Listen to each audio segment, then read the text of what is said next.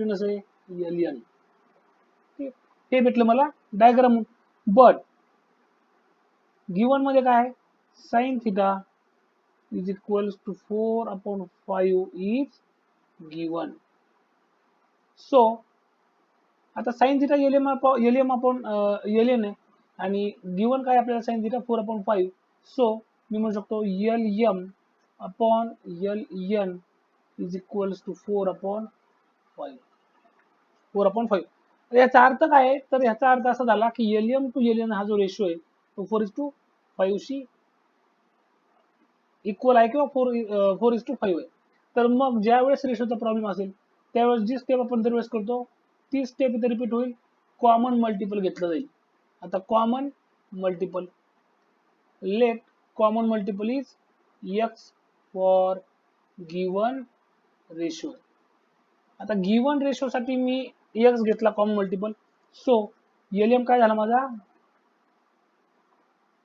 4x.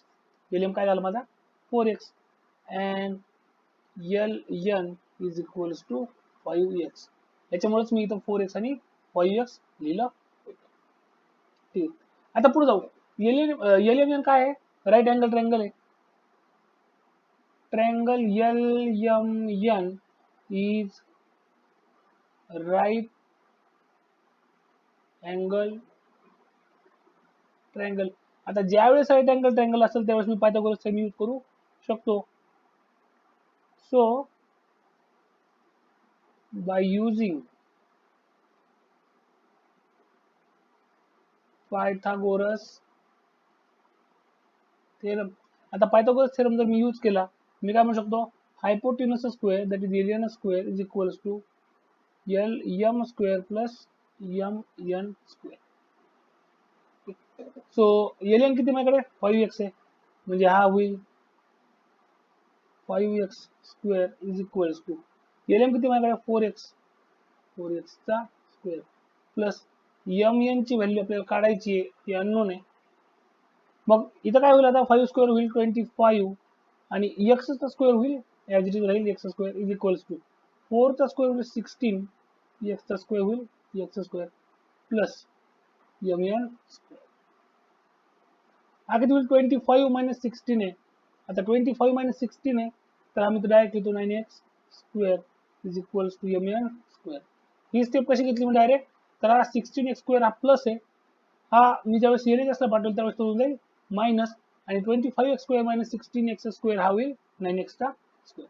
हा value कशाची आहे, MN स्क्वेअरची. Taking square root on both sides.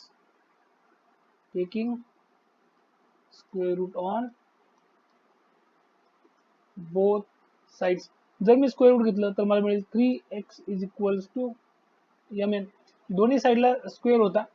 Equation मध्ये काय असतं, दोन्ही साइडला आपण स्क्वेअर रूट घेतला तर इक्वेशनची व्हॅल्यू चेंज होत नाही किंवा इक्वेशन सेम राहत.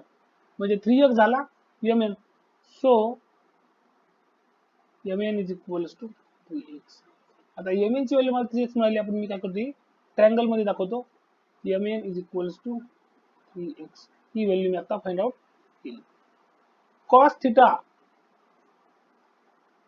now cos theta is equals to, from diagram लिहिलं तर चालेल. cos theta is equals to किती आहे, तर cos theta आहे आपला MN upon LN. Adjacent side MN upon hypotenuse LN. MN किती आहे माझ्याकडे 3x अपॉन LN किती आहे माझ्याकडे 5x. सो आता इथं परत रेशो आला तर माझ्याकडे MN जो आहे तो आहे x च्या मल्टिपल मध्ये आणि LN हा देखील आहे x च्या मल्टिपल मध्ये, म्हणजे मी दोन्ही x कॅन्सल करू शकतो आणि माझा आन्सर होऊन जाईल 3/5. हे आपला असेल final answer. cos theta is equals to 3/5.